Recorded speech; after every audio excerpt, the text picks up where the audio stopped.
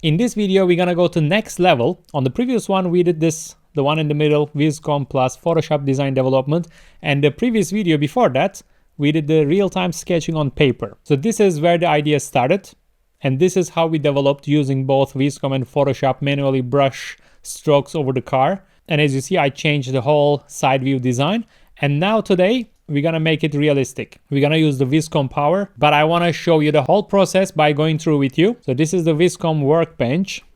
These were the first results when the, sorry, I don't even feel good today. I have this coughing, but I thought I have to share this with you because I did the post. Actually, maybe I should show you this first. I did this one. This is the first post on Instagram. Like, this Mercedes ruined my shot. So it looks like there was a full shot, but the car came in the last minute. I thought it would be a nice way to grab the attention. And on the second one, the kids still ruining my shot, which actually I edit them later because the original render was this through my sketch. We will see all of it. And then I showed this to make sure that it is done with the digital tools. And here I show how to get the street version of this render and then some detail shots, and you can add the snow, and there is even animation. So this was the Instagram post. So I did this versions on Instagram and it looks like a very smooth process, but let's go back to Viscom so we can see the whole thing. This was on the previous video that directly rendering the sketch version. So it was directly this sketch. But then if you watch the previous one, you will see that I decided to change the design manually on Photoshop. So Photoshop and Viscom, and then this was the level. So this is the new design. And then I just put the modify box. Here we have the modify, and there is the new Pro mode. I think it's only for the paid versions. I'm not totally sure though, because you can actually log into Viscom and use the free version today without even paying, but some features are limited, obviously. So what I did, put the car in a narrow street in Milan where you can see fancy shops and walking people around, add some other cars and make it a realistic photo look. I think it was the last one.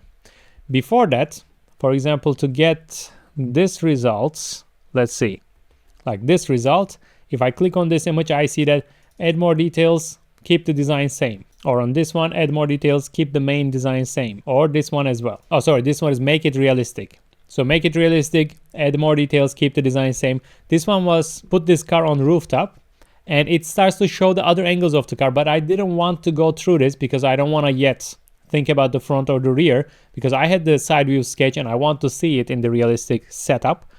That's why I kind of avoided this other angles and I focused on the side view. Same with all these images.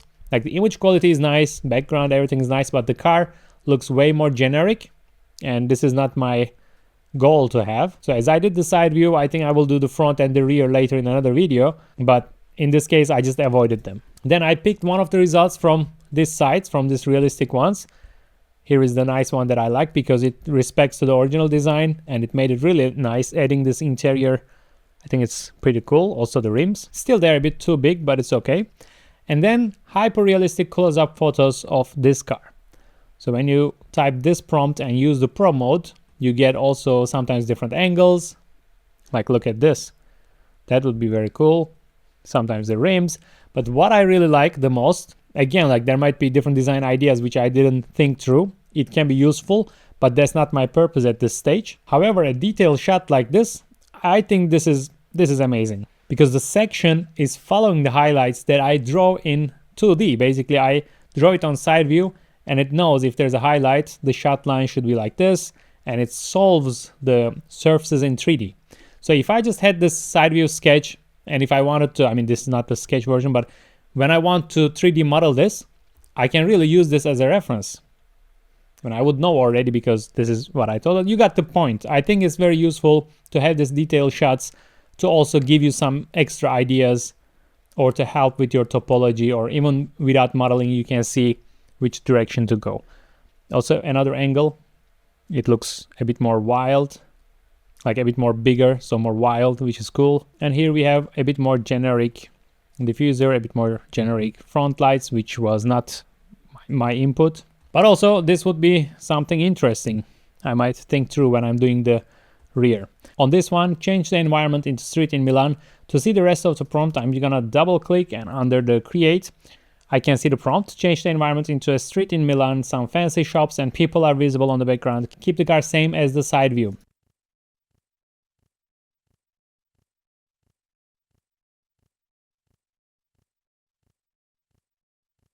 That's why it was possible to keep the car as I wanted, like this image, just the background and the lights and so on changed. And then I did some experiment with adding a big spoiler, some cutout fenders to make like a racing version. Might be, but this one is a little bit too much stickers, so I said I think remove the stickers and let me see.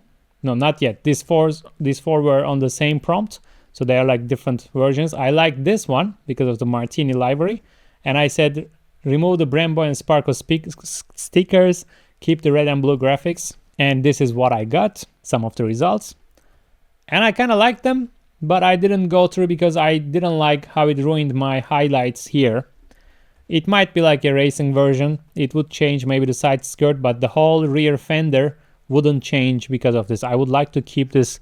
If you don't know what I mean, I'm talking about this highlight here. That's a design feature that I added on the Photoshop, so I didn't want it to be gone. So I changed my mind and I didn't continue this direction. I made the white version, of course. That would be cool. But if we go back here, I changed the prompt. I said add an elegant and big spoiler and cut out for, so I didn't say racing version. And this is quite nice. It made the air intake bigger.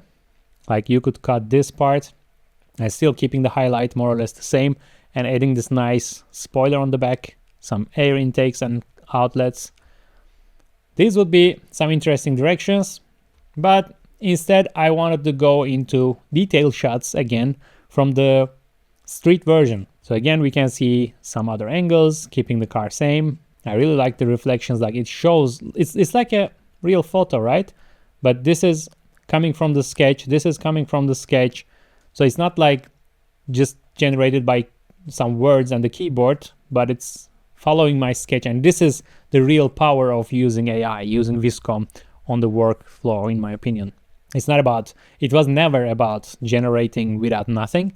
It's always working together with the designer and supporting the workflow. That's something I really like. And then I kept, like here we will see an animation. I thought, what if I want to zoom out from this detail shot? But if I said only just zoom out, I was afraid that the rest of the car might be totally different than the sketch.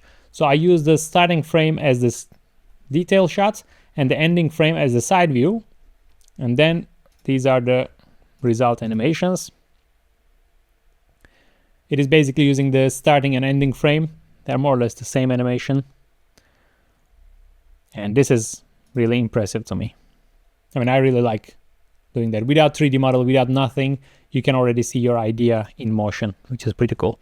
And here we go. We have to make the car pearl white and change the environment into night. So I wanted this, like, I was curious how it would look on different environments, like different lighting situation. And this was pretty cool. And then, of course, let it snow. I typed different prompts if you are curious about the prompts. For example, make it snowy. Or this one is add snow. This one is make it winter. This one is make it winter, snow everywhere. Also the car, leave the tire tracks, I said. So on this results, I had the tire tracks. They are, I think, pretty nice. And then I picked this one where you can see some other cars past, so it looks more realistic. So you also have this creative control still. Even if you are prompting, it depends on what you want to add. It can change the whole mood of the scene. And then I did some other animations. I didn't want camera rotate or something because I wanted car to stay still and people walk around to make an animation. Same with the snowy version. I thought I would put like a moody music and it would be like a nice animation already. The last thing was, I guess I'm getting a little bit sick. So this season, take care of yourselves.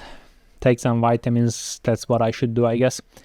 So here I said first add sun instead of the dark version, like the evening version. And it was really nice. It didn't put like a generic sun. I mean, generic. It's not like the first thing comes to mind, like make everywhere sunny. It was adding this shadow of probably the other building from behind us and so on. And I really liked that moody feeling. I think this was the result. And then I thought, okay, it would be cool to add some blurred cars. So this one, added the Mercedes. Then I had this one, the Audi. These were going in chaos a little bit too much. I thought, what about a woman in red dress? And then I thought I can add some kids. And then, as you know, I used this on the post, like the Mercedes ruined my shot, and then the kid, and then this, but this was the original render actually. So this is the workflow. Basically, after you come to this point where you control your design, where you are convinced with the direction you want to go, making it realistic and putting it into different environments is up to your imagination, and it's more about prompting and testing and experimenting, of course. You don't always get the same results. I mean, you don't always get the result that you want. That's the natural workflow of AI generation. However, it's very powerful, like getting this result and then creating these other shots out of it. It's really cool. By the way, this project I started to like it more and more. Like already on the sketch, it was like, okay, it's nice.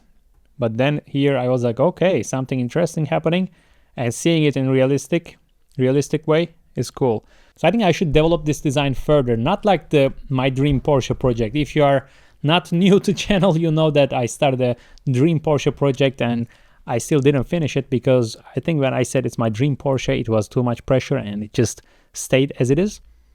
I still want to finish it one day, but this one looks more easygoing. You know, it's more experimental project, so there's no big pressure, big expectation. So I guess I will develop the front and rear of this car as well. And maybe we could even do the 3D model. Your comments always matter and motivates me, so if you're interested in seeing that versions, please write down on the comments. If you're new to the channel, subscribe to see more car design content. And I have to mention my courses. I have car design courses on my website, from sketching, which will be updated soon, Photoshop, AI, Blender, and Blender Advanced, and there are more to come. So if you are serious about car design, you're in the right place, and I'm really glad to see you, and see you in the next video. See you and see you. You got the point. I'm a little bit tired, you know, that's why. Cheers.